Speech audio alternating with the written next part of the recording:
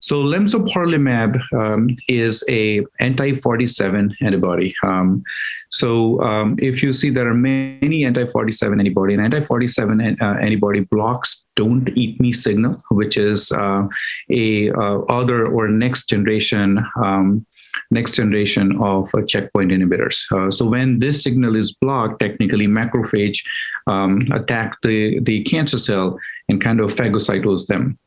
The downside of prior anti-CD47, like Magrolimab, is that the antibody also cross-react with the 47 expressed on older red blood cells. So in those patients, what happens is that older red blood cells, they also get eliminated.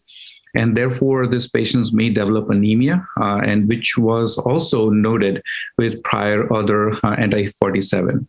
Lemzoparlimab is a little bit different, as it does not interact with, it attaches to a different epitope, so it does not interact with the red blood cell CD47, and therefore the anemia, which is seen in initial dosage, is not seen with Lemzoparlimab.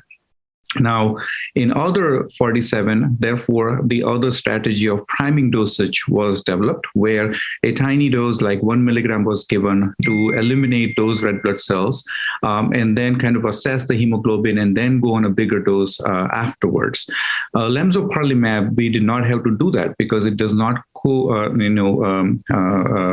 does not interact with 47 present on red blood cells. So there was no need of priming dose in those patients. So this was a phase 1 study where we enrolled about 8 or 9 patients, and it was 3+3 design. Lemzoparlimab was evaluated in combination with rituximab in 2 different dosage, 20 milligram per kilogram as well as 30 milligram per kilogram. There was one patient who had DLT, and it was mainly a disease progression, but the investigator thought that this was related to Lemzoparlimab. But otherwise, there was no DLT noted. We could expand it to 30 milligram per kilogram dosage, and we're going to expand it further in a broad phase 2 study involving different kind of B-cell non-Hodgkin's lymphomas. The initial activity we saw was very impressive.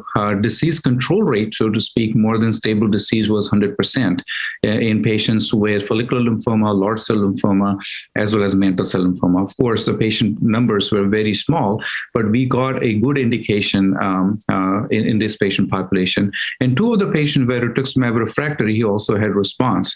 So overall, we were very encouraged by the responses of Lemzoparlimab in combination with rituximab in B-cell non-Hodgkin's lymphoma.